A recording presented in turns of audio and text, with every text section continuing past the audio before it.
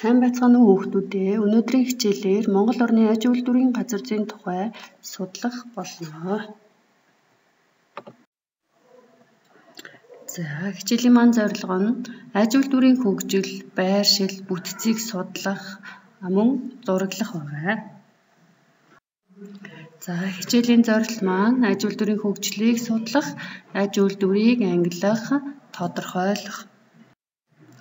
За, манайд анх Оросын холбооны улсын тусламжтайгаар 1934 онд аж үйлдвэрийн кабинет байгуулагдсанаар хөнгөн аж үйлдвэр, за 1940-д оноос уул уурхайн үйлдвэр, 1960-ад оноос мал аж ахуйн гаралтай түүхийд боловсруулах үйлдвэрүүд тус тус хөгжсөн байна.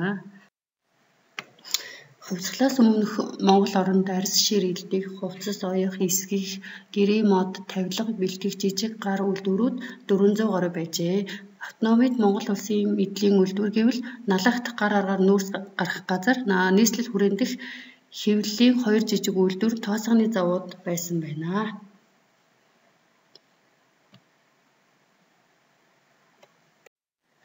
(1921 оны хувьсгалаас хойш засгийн газраас улс орноо үйлдвэржүүлэх талаар дэс дараалан арга хэмжээ авч байсан.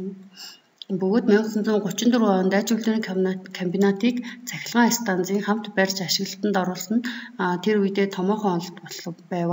За, дэлхийн 2 дугаар дайны дараа Монгол улсыг хөдөө аж ахуйн орноос аж үйлдвэрийн улмаар аж үйлдвэрээс хөдөө аж ахуйн орон болгох зорилтыг дэвшүүлж төлш олборлох, барилгын материал, ийн үйлдвэрлэл зэрэг хүнд аж үйлдвэрийн салбараас гадна мал аж ахуйн газар тариалангийн түүхий эдийг боловсруулах үйлдвэрийг хөгжүүлсэн байна. За, Наавшиг, Улаанбаатар замын үүдийн чиглэлийн өргөн төмөр зам тавигдсан аж үйлдвэрийн шинэ төвүүд бий болох нөхцөл болсон ба 1960 онд гэхэд Монгол улсын аж үйлдвэрийн нийт бүтээгдэхүүн 1940 оныхоос 5.4 дахин нэмэгдэж үндэсний нийт бүтээгдэхүүнд аж үйлдвэрийн эзлэх хувь 38-аас 48% болж өссөн бөгөөд дархан Эрдэнэт, Налайх зэрэг аж үйлдвэрийн шинэ төвүүд байгуулагдаж авин бүхэн хөнгөн үндэсний барилгын үйлдвэртэй болсон. За, 1990 оноос өмнөх аж үйлдвэрийн газруудын техник технологи нь хөгжингүй орнуудаас хоцронгуй чанар таараа өрсөлдөх чадваргүй, өөрийн өртөг өндөртэй байсан. Улс орон зах зээлийн харилцаанд шилжсэн үеэс төвлөрсөн төлөвлөгөө систем алдагдаж, үйлдвэрийн газрууд түүхий эдгүй болж дампуурж эхэлсэн байна. Аж үйлдвэрийн хөгжил, байршил, байгалийн нөхцөл, байгалийн нөөц, хүн амын төвлөрөл, хот суурин зам харилцаа зэрэг нь тодорхой нөлөө үзүүлнэ. За, аж үйлдвэрийн байршил маань өнөөгийн байдлаар Улаанбаатар хотод Монгол улсын аж үйлдвэрийн ихэнх салбар төвлөрсөн аж үйлдвэрийн нийт бүтээгдэхүүний 40 орчим хувийг өгдөг. Гэхдээ аж үйлдвэрийн бүтцийн хувьд хөнгөн хүнсний үйлдвэр давмгаалдаг. 1970-ад онд байгуулагдсан уулын баяжуулах Эрдэнэт үйлдвэр зэс молибдены хөдөр олборлож баяжуулах зорилттайгаар байгуулагдсан бөгөөд үүнийг даган Эрдэнэт хотын суур тавигдсан. За, 1960-ад оны эхээр суурин тавигдсан Дархан хот хүнд аж үйлдвэр тухайлбал төлш эрчим хүч, барилгын материалын үйлдвэрийн төв байдалтайгаар үүсэж хөгжсөн бөгөөд явцдаа нэхий эдлийн үйлдвэр, мах комбинат, хүнсний комбинат, хар төмөрлөгийн үйлдвэр байгуулагдсан.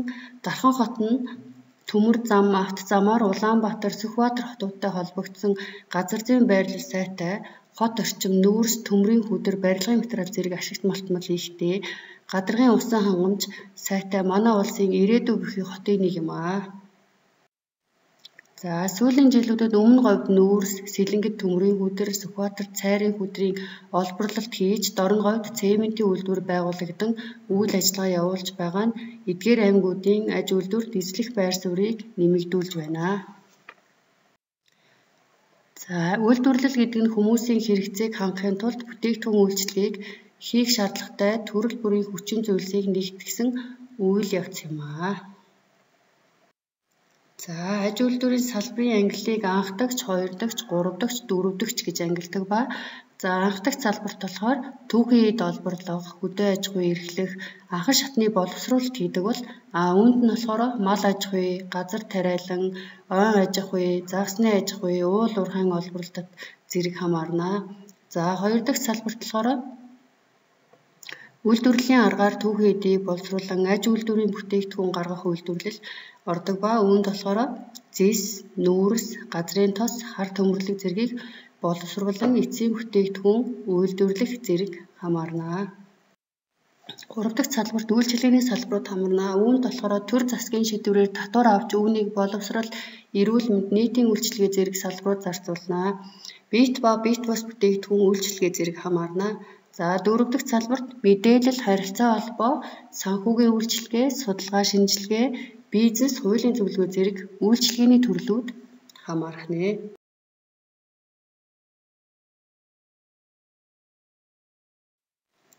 За аж үйлдвэрийн байршилд нөлөөлөх хүчин зүйл нь болохоор байгалийн нөхцөл, хөдөлмөрийн нөөц, дэд бүтэц, байгалийн нөөц, түүхий эд гэсэн хүчин зүйлүүд нөлөөлдөг байна. За байгалийн нөхцөл маань маш бага нөлөөлдөг бол байгалийн нөөц, түүхий эд бол шийдвэрлэх нөлөөтэй. За дэд бүтэц бол ихээхэн нөлөөтэй. Хөдөлмөрийн нөөц бол багавтар нөлөөтэй байдаг байна.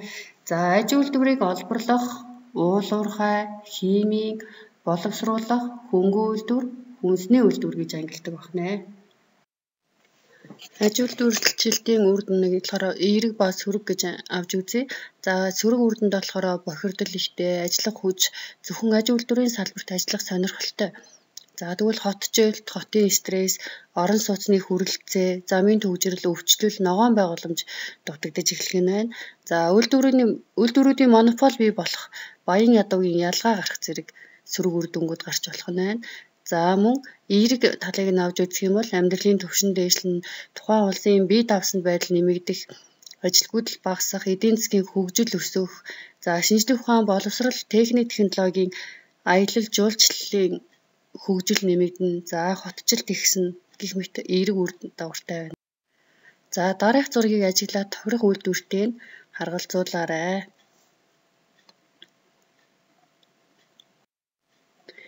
За гэрийн даалгаварт аж үйлдвэрийн салбарын хөгжилтэй холбоотой мэдээлэл цуглуулж, он цагийн зураглал хийгээд мөн сурах бичгийн хуудас 59-ийн дасгал 2, 3, 4-ийг хийж гүйцэтгээрэй.